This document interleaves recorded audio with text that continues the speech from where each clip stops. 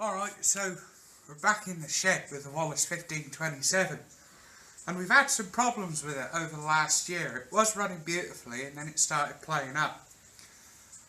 It would start but only with a tow, and I wasn't happy with that, so I've been working on it and I found that the vaporizer, which has got tubes that run through it, and the reason it has that is to preheat the kerosene mixture when it's running on kerosene. Now, one of the tubes had obviously rotted and got a hole in it, so the fuel air mixture was being disrupted every time the tractor fired. So what I did is I took the rest of the exhaust system off, because your fuel air is cutting up through the mixer here, through the centre there. yeah, into the intake manifold. So I took the rest of the exhaust system off and replaced it with this bit off of a combine drill. So the exhaust originally Went down and through there into there and out there. And I've also blocked off the tubes with wooden pegs and siliconed them up. Now, just so you can see, I actually have one here in pieces where you can see the tubes. And one of those obviously has a hole in it. We've also got the throttle butterfly. This one's seized up solid, unfortunately, but I will get it working so I have a spare. And if I use this exhaust stuff, you can see how the exhaust system went together. Hang on, you've got... That's where your manifold's cracked, huh? Yeah. It's cracked there on this one. Now, that was all well and good, and it was running, but it wasn't quite right. Couldn't get it to idle properly. So my good friend Mr. Lukin's come round, who is the authority on anything over 25 years old in Western Australia, and we played about with it, and eventually we found that the magneto shaft was badly worn where it went into the timing gear, and we had half a turn of play. Now, that would indicate that getting the timing set correctly would be nearly impossible. So I was up till about 2 o'clock this morning repairing the shaft and trying to get it to work. So I've done that, and we're going to try and fire it up now. There's a chance that this may actually kick back and backfire. I hope it doesn't, because if it does, it's really bloody dangerous. I had it doing it to me yesterday. And for insurance purposes, we wouldn't even upload the video. No, but or it'll work. So I've given it a couple of cranks with the ignition off and the choke closed to get some fuel up to the cylinders, and in a moment I'm going to swing it over, choke off and ignition on, and we'll see what happens. Now, before we start, I'll just show you what I was talking about with the worn shaft. This is the governors off of a 2030, which is essentially exactly the same. And it's this shaft here that was worn down to a taper. And then the impulse for the magneto sits on this side, and these pegs correspond to in here. And you can see how there's a spring in there. That latches, stops, builds up spring tension, and then quickly releases to turn the magneto over at engine revolution speed to give a good spark. Unfortunately, the easiest thing to have done would have been just to swap that over for that one in there. But the governors are no good in here, and I can't actually pull them out without using a press or other specialised equipment. So I've just had to make do with repairing this shaft. Eventually, when I have more time or money, I will do a complete overhaul of the ignition system. But we'll see if it works, tractor.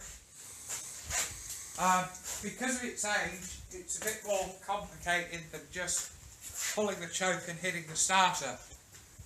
Firstly, we don't have what you would consider a modern carburetor. We have what is essentially a mixer. So what I do is I turn the fuel on, I open up the mixer bowl, and I lift the needle to get a good dose of fuel into the carburetor.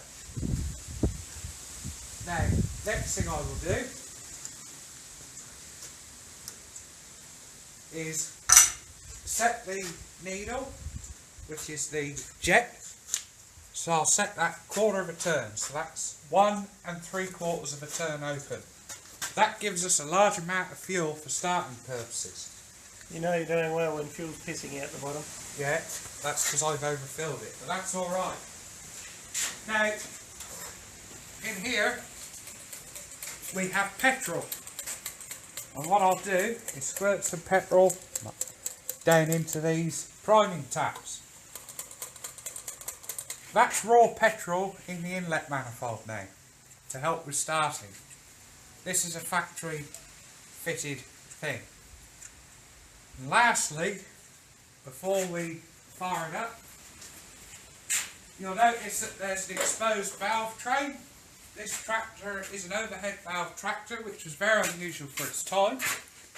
And we'll just oil the rocker shafts, as there's no lubrication system up here.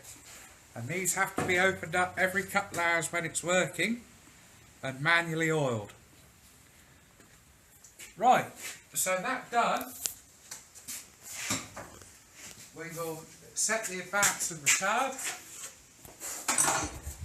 which is done on the magneto here. Now we'll retard it so that it fires slightly after top dead centre, which will lessen the likelihood of a kickback.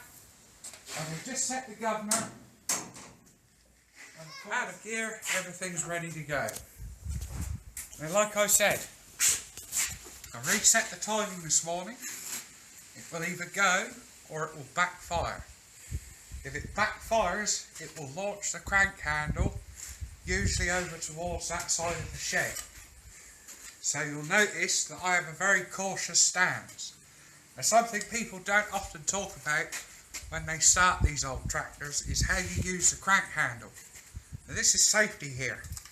First thing we do is we never grab the crank handle like this, because if that tractor backfires, your thumb is going to end up down near your wrist. The second thing that we never do is we never get down here and we never swing the engine over like this,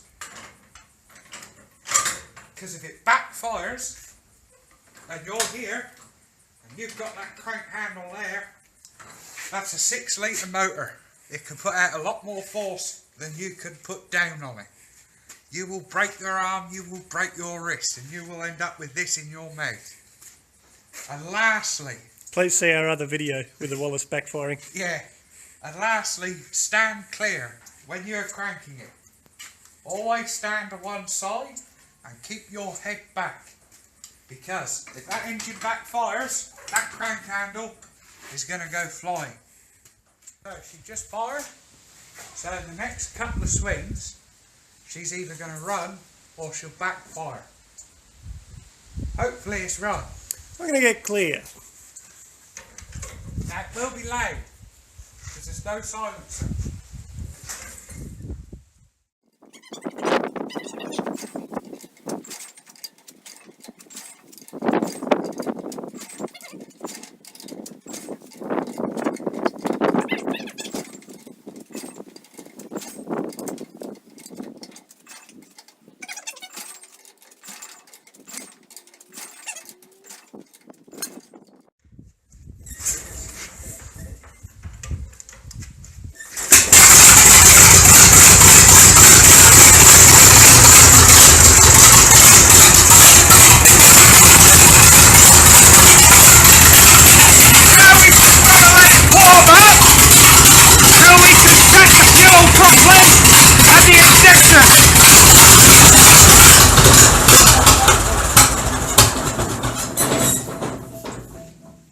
And there we go. So it appears it worked. Now what I'm just going to do is check the play on the magneto shaft against the gear in here. So as you can see, there's a timing gear and there's a little bit of movement, but much better than she was. Not half a turn like there was last night. So I'd say that's a win.